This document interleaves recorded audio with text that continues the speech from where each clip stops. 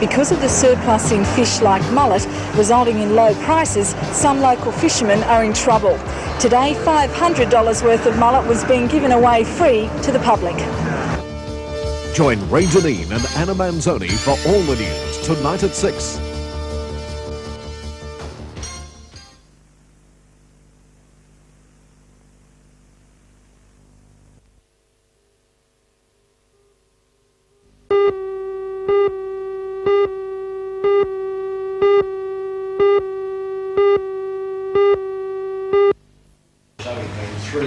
Today's meeting included representatives of BHP, the Trades Hall Council, the City Administration, the Newcastle Out of Workers CYSS and the State Government through the Office of Small Business. It was chaired by the Minister for Employment and Finance, Mr Bob Debus. The Council's task is to formulate plans for industrial and employment development in the Hunter region and to report directly on its findings to the State Government. There's another aspect of the Council's operation, an operational arm called the Enterprise Agency, which is a combination of interest groups involved in furthering investment in the Hunter region. The Minister, Mr Debus, handed over a cheque for $50,000 for the employment of the agency's coordinator and for administration costs. And within several weeks, the first full-time staff for the Hunter region employment agency will, the Hunter region enterprise agency will actually be in place. If I could ask, it was accepted by the Training Development Executive of the Hunter Development Board, wish the Mr agency Maldon. the very best and congratulate the whole community of the Hunter for the enterprise they have shown.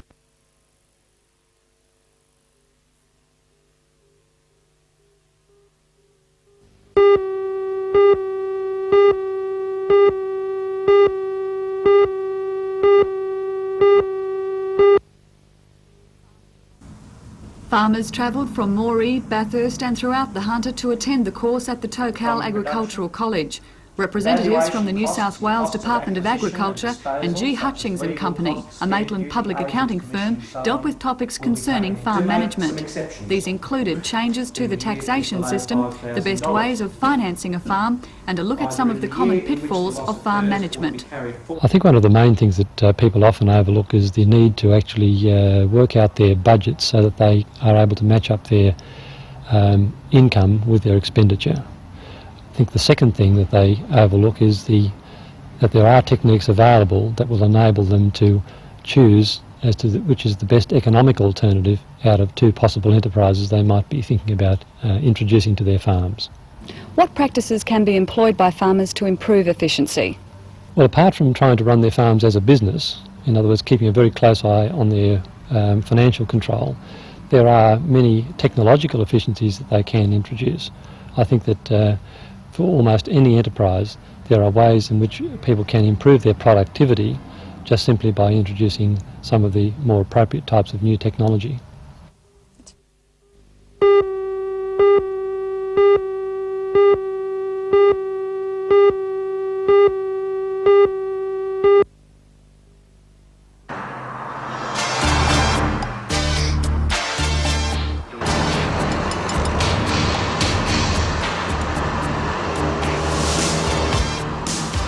Stereophonic sound, armchair comfort and leathers hardly seems to be a combination that one would find on our highways.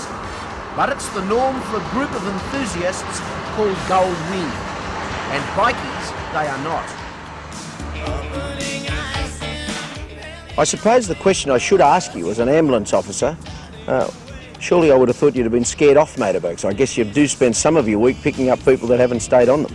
Oh, for sure, but you know, I've been riding for 20 years now. It's just like riding a car. Once you're on it, you're on it. You ride to the conditions of the road, the conditions of the traffic, and most times you're right. So they're no more dangerous than a motor car, is that what you're trying to tell me? That's what in my opinion. We haven't got sort of 6 feet of bonnet in front of us and a thick bit of dirty glass in front of us. I can see the front of my vehicle. Most people can't see the front of their car. The windows are steamed up, full of dirt. Our reactions are a lot quicker, fortunately, because we have to be with car drivers. You do believe in an advanced course though, don't you? I know you're a member of an advanced association, and that comes back to training is what's going to make things more safe, not just banning motorbikes or banning anything. Oh no, banning's not going to do anything at all. What we need is training from the word go. and ongoing training, not just you do a course for 2 weeks, get your licence and on the road and away you go, and then jump on something like this. This should be an ongoing thing, an advanced driving scheme. And then insurance companies can come in and say, well, we were not so much percentage off your insurance. This has been proved in England. They have the Advanced Society over there, and they knock 50% off your insurance policy, which is an incentive for people to improve their driving.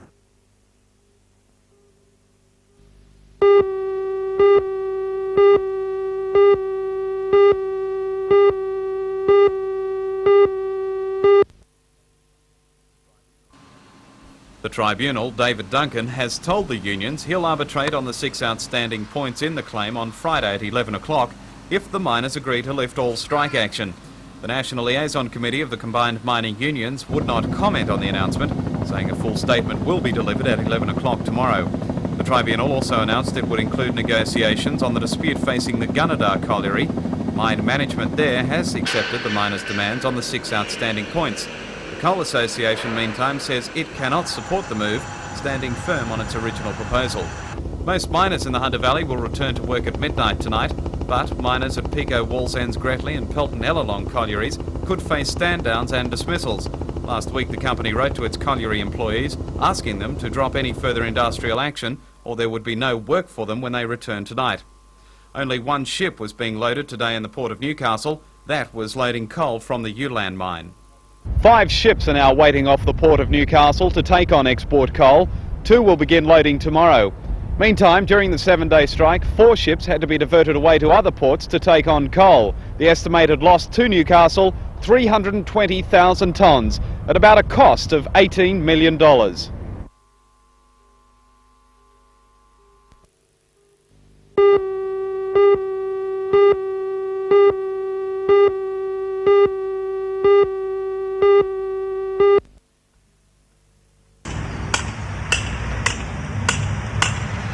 Most of us tend to think of sculptors as being robust, hearty types, but it would be stretching the imagination to describe Jan Shaw in this way. Jan from Springfield on the Central Coast has been a sculptor for almost 15 years, and she's been chiselling away at her current masterpiece at Gallery 460 in Greenpoint since October last year. The difficulties have been the weather's been very hot, which is hard to put up with, and if it's not hot it's been raining, so I can only work about 3 hours a day, or 3.5.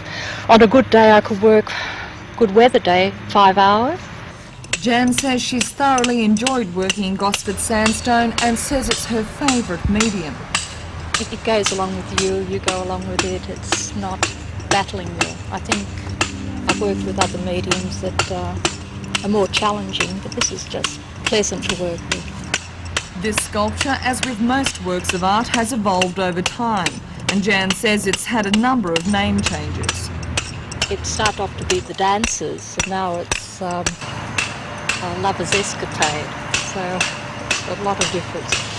That's because it's more intimate than just dancers. Maybe next week it would be mother and child. It seems to be changing every day.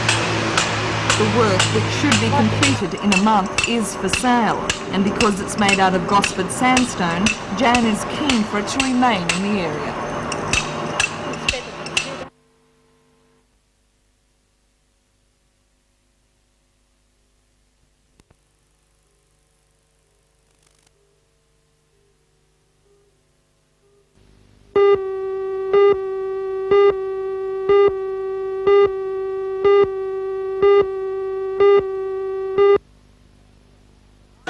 To take the shot. This is the last chance for the Falcons to get some teamwork together before the season gets underway in earnest. The Supersonics, another privately owned team, are set to be a real force in this year's National League, with the brilliant Owen Wells in charge and the likes of superstar Tiny Pinder in their ranks.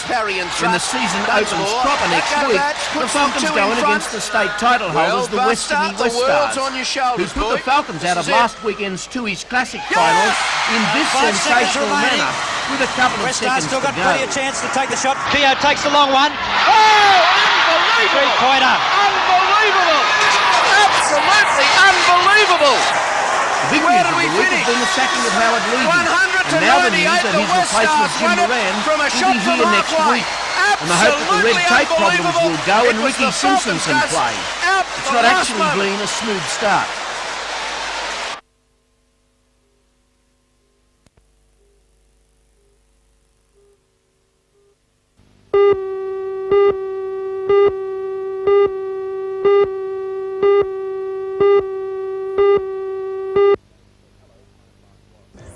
Hello, I'm Mark Warren. Today the federal government announced grants totalling more than $137,000, which will go to a number of Hunter Valley councils.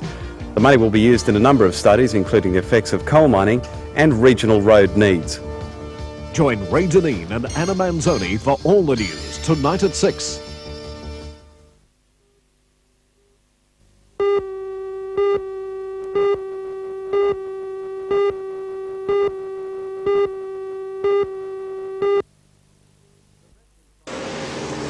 The Veteran Cyclist Marathon is nearly 3 times as long as the Commonwealth Bank Sydney to Brisbane Classic. Sponsored by the Apple and Pear Corporation, it's just under 3,000 kilometres in 20 days. From the apple country of Tasmania's Huon Valley through Victoria and New South Wales and winding up in Brisbane. The field of 17 veteran cyclists from 52 to 70 years of age is just over the halfway mark and reached Newcastle late yesterday afternoon. Fittingly, the first man home yesterday was 57-year-old Novocastrian Jim Hewitt, a 1948 representative for Ireland in the World Amateur Road title. He's running 7th in the 52 to 59-year-old class overall. Everything's going according to plan. I'm lying just in 7th place, exactly where I want to be at this stage. There's still another week to go. You've got a background in cycling. How long do you see that going on? As long as I can keep getting my leg over a bike. There's one fella riding in this race, he's 70 years old, so I've still got another 18 years to go. Newcastle was also represented in the over 60s by New Lambton cyclist Jack Probst. 6 riders have dropped out along the way, including Newcastle's Bob Kerwood, who hit a dog in Tasmania and was hospitalised with a broken thigh. The race continues today with the cyclists leaving Newcastle from the Great Northern Hotel at 8 o'clock this morning.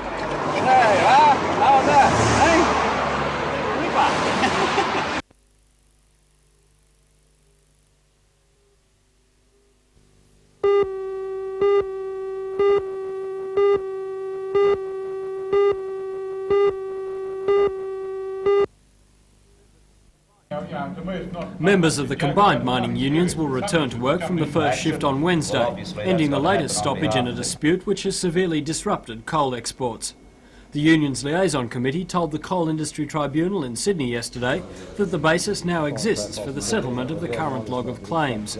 The unions are claiming increases based on major productivity increases in the black coal mining industry. Further aggregate meetings of miners will be held to report back on any results of arbitration in the matter, scheduled for April the 29th. The latest stoppage, lasting 5 days, has cost millions of dollars in export revenue and may have harmed our reputation as a reliable supplier. The State Industry Minister, Peter Cox, says potential exports of coal and power station technology worth billions of dollars are in jeopardy. Coal loader management says it will take a week for operations in the port to return to normal.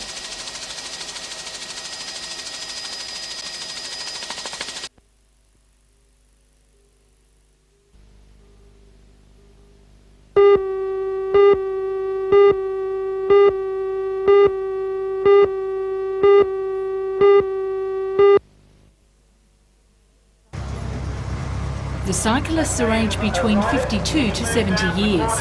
They arrived in Newcastle late yesterday, the halfway mark in the gruelling 3,000 kilometre event. The Newcastle cyclists include 57-year-old Jim Hewitt, a 1948 representative in the World Amateur Road title in Ireland, and Jack Probst, competing in the over 60 section. 6 riders have already dropped out, but for the remaining 17, they're pedalling their way to Taree in day 14 of the Classic.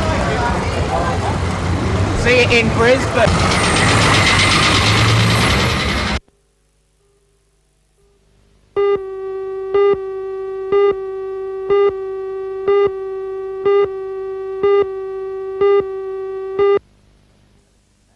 In a statement sent to the National Liaison Committee of the Combined Mining Unions last Thursday, Senator Walsh reminded miners that in 1984 the government had saved jobs by pumping money into the then ailing industry. The statement goes on to say, "If your industrial action now leads to retrenchments in the coal industry, I will fight against budget assistance to save those jobs in future." The member for Charlton, Bob Brown, and the member for Hunter, Eric Fitzgibbon, have responded by sending a joint telegram to the Minister, advising him to confine himself to his own portfolio. Mr Brown describes the argument that industrial action costs jobs as simplistic and says the Minister's message was provocative. I thought it was extremely naive, extremely insensitive and extremely provocative at a time when the negotiations between the colliery proprietors and the unions had reached a fairly delicate stage. I thought it was unnecessarily disturbing, and I was surprised, extremely surprised and angered that a Labor minister would issue such a warning. But don't you think that Senator Walsh has...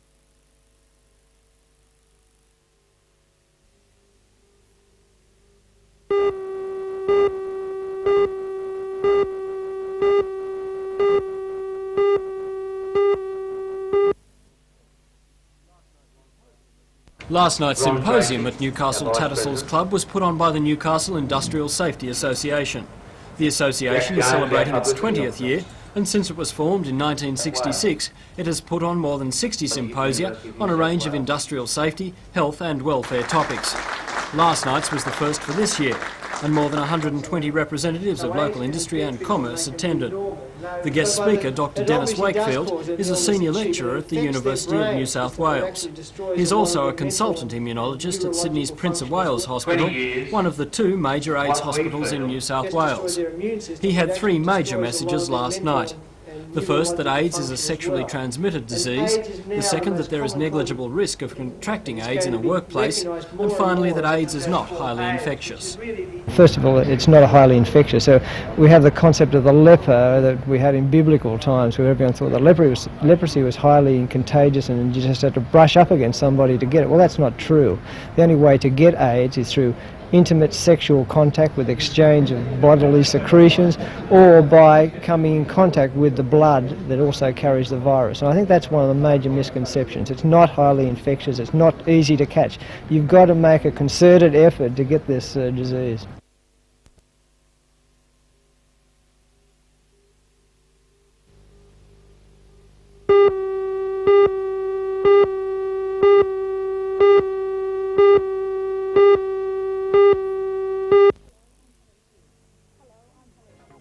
Hello, I'm Helen Hughes, and I'm standing inside the latest work by Newcastle's artist-in-residence, Ernest Hugh.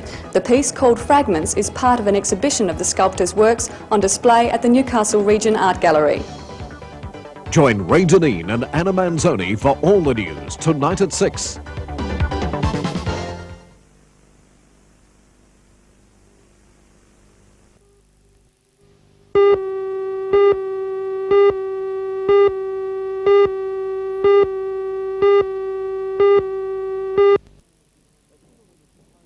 As Singleton is the home of the Army in the Hunt, there was not only a large procession this morning, but also a huge crowd of spectators on hand to enjoy Anzac Day. Led by the Singleton Town Band, the march took 10 minutes to pass, as it had the largest ever participation of local school children. Returned servicemen and members of the regular army took pride of place at the head of the procession, back straight, medals gleaming, and proud in stature. Taking this morning's salute was the Army's area commander and commander of the Singleton Infantry Centre, Colonel Peter McDougall, who was joined on the official dais by Shire President Neil McNamara, Colin Fisher, MLA, and Eric Fitzgibbon, MHR. The gathering under the shade of Burdekin Park was described as one of the best ever. Hymns and prayers were offered by members of the Singleton Ministers Fraternal. Archdeacon John Sullivan said Anzac Day challenges us to make our communities worthy of the high cost of life and the sacrifices paid by the soldiers who fought for our freedom. Telling words indeed in this, the International Year of Peace, and words that were well appreciated by the Army World War I veteran in attendance, 91-year-old Singleton identity, Cyril Moxham. He fought in France between 1916 and 1918, had 4 sons serve in the Second World War, and now hopes for a war-free life for his many descendants, which include 19 great-great-grandchildren. He said he was overwhelmed by the presence of so many of the younger generation, and while the wreath-laying, last post and reveille brought back many a sad memory, he preferred to remember other times on Anzac Day. Oh, I tried to remember the funny things that happened. And there were plenty of those, I hope? Oh, I can tell you plenty of yarns. Yeah. I'm not fit to say it in front of children. You have one of your 19 great-great-granddaughters here. What would you like her to most appreciate about Anzac Day? Well, to be a true Australian.